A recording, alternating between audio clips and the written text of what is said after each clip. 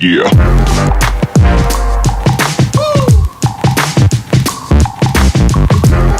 Seja bem-vindo, seja bem-vinda, aqui é Vasco, eu sou Marques, sexta-feira no Rio de Janeiro, tempo virou, então antes de mais nada e com muita responsabilidade, né, a meteorologia não está ajudando nada nos próximos dias, então galera, muita atenção com esse negócio de chuva no Rio de Janeiro, a gente que vem aí de vários dias de calor, então estamos entrando realmente numa chuvarada e a mensagem acima de tudo é de que todo mundo sempre fique em segurança, que todo mundo possa estar em lugar seguro, porque os próximos dias, principalmente de agora até domingo, realmente vão trazer aí águas e mais águas. Então, queria desejar sempre muita consciência e que todo mundo possa estar seguro.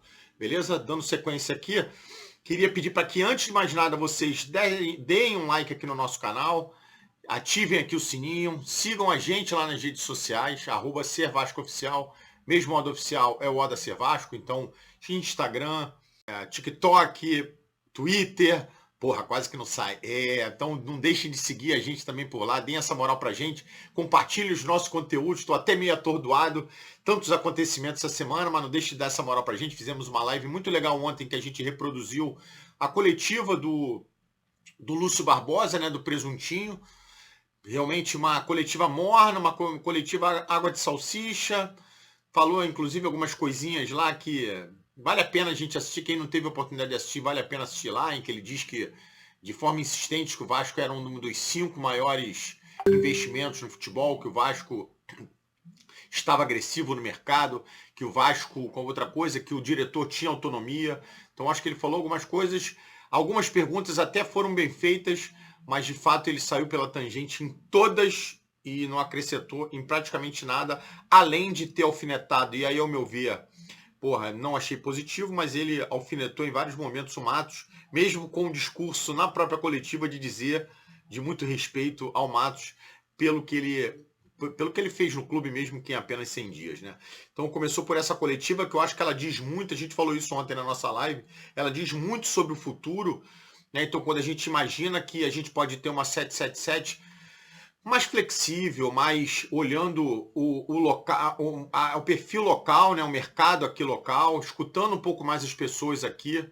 Eu acho que esse pronunciamento do Lúcio Barbosa não foi um pronunciamento positivo no que diz respeito ao futuro, né? Então, quando a gente grita, como a gente vinha gritando de alguns reforços que a gente precisa para o time, de algumas lacunas que o elenco tem, quando ele fala ontem lá que o elenco é muito bom e que só oscila, né, só varia, que é a palavra exata que ele usou, porra, não é. O Vasco, de fato, tem um problema muito sério ali na armação, no meio-ataque e no atacante de lado. Contratações muito mal feitas, muito questionáveis, né, de Clayton, de DVD, enfim, o próprio Adson pelo valor. O Sforza, será que era necessário pagar 20 milhões? Principalmente quando a gente olha lá a mensagem no WhatsApp dizendo que depois da contratação do Sforza, que a 777 permitiu contratar um atacante sem aquisição, ora bolas. Por que então autorizou a trazer o Sforza se sabia que ia faltar dinheiro para o nosso principal setor de ataque, né? Para a nossa principal carência, né? Que é o setor de ataque, enfim. Algumas pontas muito soltas, a gente entende que o Matos tem a parcela de culpa dele, sim. Usou mal o dinheiro, realmente não performou bem, veio à tona, inclusive, algumas coisas de ambiente de trabalho enquanto ele estava aqui, desavenças com o próprio Medel, com a comissão técnica, com o Ramon Dias e com o Emiliano, principalmente naquele episódio do André Silva, mas que era um cara que demonstrava um ego muito grande, né? Falando aí que ele cavou uma vaga lá na CBF, que ele tentou cavar uma vaguinha lá no Corinthians, enfim. Talvez o Alexandre Matos realmente nunca esteve com a cabeça no Vasco.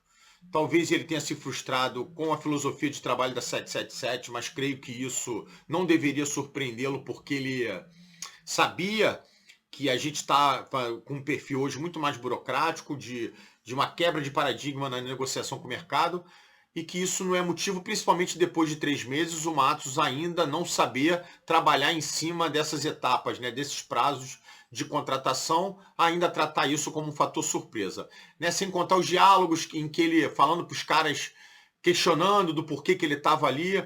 Enfim, acho que o Matos não desempenhou um bom trabalho, mas como eu falei, a gente não pode isentar 777, né? A gente tem lá a sonora do Lúcio Barbosa em dezembro, em que ele dizia que o Vasco ia fazer contratações à altura, e olha que naquele momento o Vasco ainda tinha o Peck, Marlon Gomes, Jair e o Paulinho, e ainda assim ele falou de contratações à altura do Vasco. Depois dali perdemos os 4 jogadores e ainda botamos 115 milhões para dentro, né? Que foi da venda do Peck e do Marlon Gomes. Ou seja, depois de dezembro que ele falou de contratações agressivas, o Vasco colocou 115 milhões para dentro e perdeu praticamente 4 titulares, se não 4, pelo menos 3 deles eram titulares do time do Vasco. Então, Lúcio Barbosa, você não tem feito o que você prometeu, a sua postura é muito preocupante, né, junto a 777, né, a gente tem chamado inclusive de Cordeirinho, tem sido um bucha dos caras da 777, e quando a gente olha o Matos, que realmente não desempenhou bem o trabalho dele,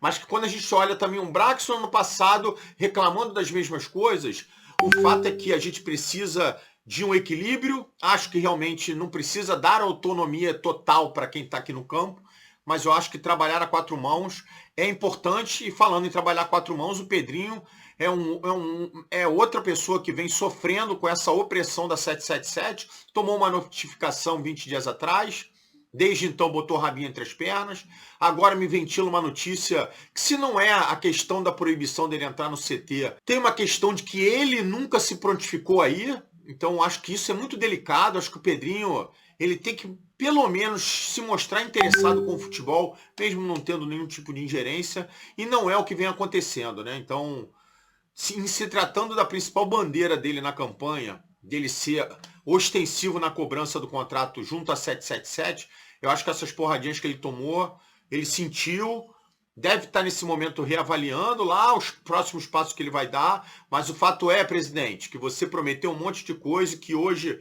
2 meses depois de ter sentado na cadeira, ainda não saiu da estaca zero.